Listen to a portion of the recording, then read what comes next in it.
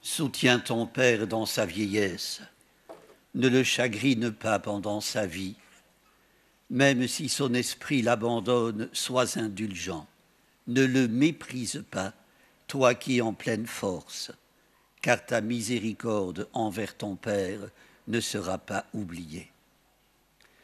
Frères et sœurs, en ce dimanche de la Sainte Famille, ces paroles de Ben Sira le Sage, qui peut se dispenser de les rapporter à soi? Elle prône une sagesse qui vient de Dieu. Elle nous interroge: de quel respect, de quelle attention entourons-nous ou avons-nous entouré nos parents?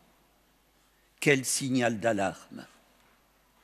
En écoutant Ben Sira le Sage, me revenait en mémoire le souvenir de tant de paroles amères, de pleurs répandus par des personnes âgées, contraintes de vivre loin de chez elles, dans la solitude et l'oubli. Notre temps magnifie la jeunesse, prétend qu'il n'y a rien de plus beau qu'un corps musclé et bronzé, un esprit vif et inventif.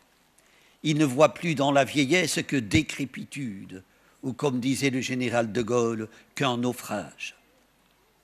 Frères et sœurs, qu'en est-il des soins reçus, des affections passées, de la gratitude jurée? La leçon de courage que nous a laissée le pape Jean-Paul II durant les dernières années de son pontificat est très présente en moi.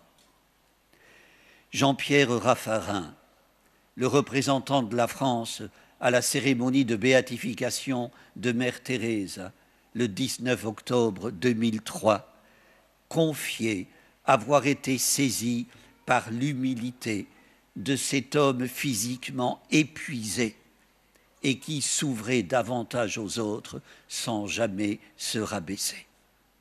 En pareille circonstance, ajoutait Raffarin, on comprend mieux les liens entre beauté et vérité.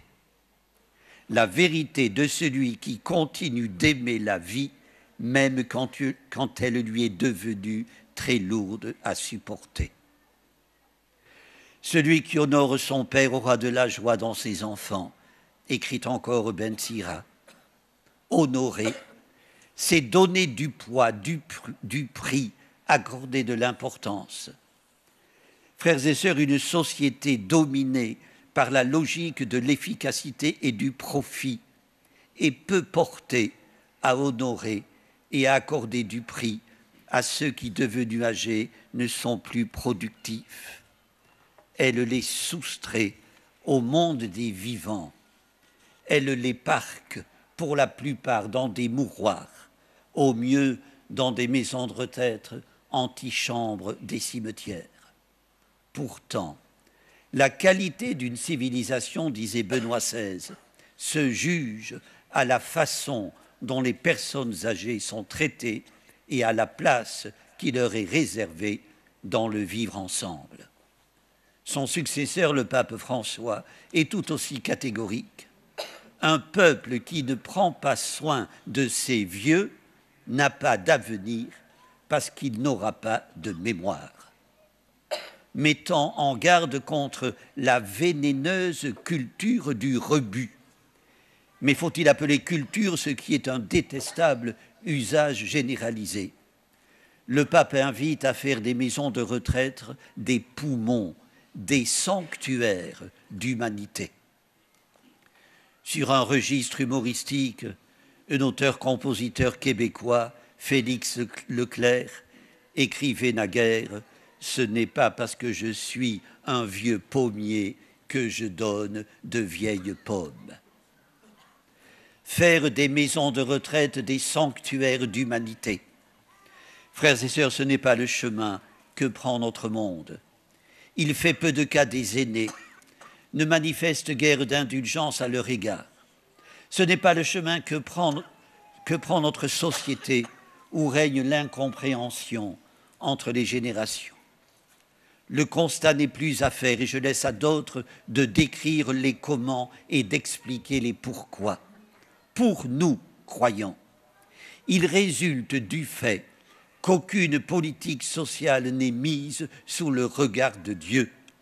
unique principe sur lequel se fonde la sagesse de Ben Sira.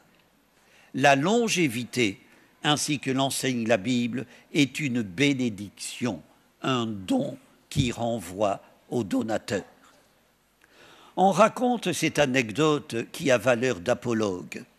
Un touriste visitait un village en Inde. Tandis qu'il conversait avec un paysan appuyé contre le mur de sa maison, une femme, la femme du paysan, apparut et s'écria « Écartez-vous de là !» Dans un instant, un serpent va sortir de la fente du mur pour boire le bol de lait que je lui ai préparé. C'est un animal sacré. Le touriste ne se le fit pas dire 2 fois. Peu après, un cobra apparut pour boire son lait. Quelques semaines plus tard, le même touriste, repassant dans le même village, trouva le villageois en deuil.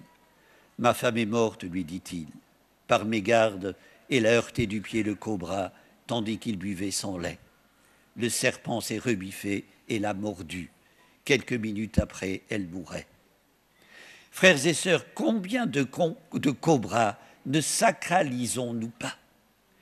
Nous les nourrissons, nous entrons en familiarité avec eux et un beau jour, ils nous terrassent. Si nous voulons préserver le bien inestimable de la famille, honorer nos aînés, apprendre à vivre l'un pour l'autre, nous reconnaître responsables de l'autre, rechercher le vivre en paix, il n'est qu'un moyen, revenir vers l'enfant dont nous venons de célébrer la naissance. Lui seul peut nous aider à revêtir ces vertus indispensables à l'homme social qu'énumère saint Paul dans sa lettre aux Corinthiens. C'est la seconde lecture de ce dimanche. La tendresse, la compassion, la bonté, l'humilité, la douceur, la patience. Ben Sirac le sage ajoute le réconfort, le soutien, l'indulgence, la miséricorde envers nos parents. Frères et sœurs, en ces derniers jours de l'année, quand la solitude devient plus insupportable, n'oublions pas les personnes âgées qui n'ont plus de famille ou dont la famille ne se soucie plus, celles qui ne sont jamais visitées dans les maisons de retraite ou même tout près de chez nous.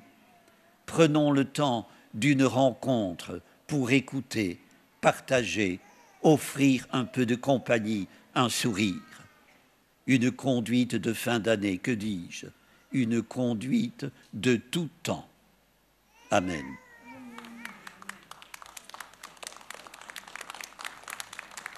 Prions le Seigneur.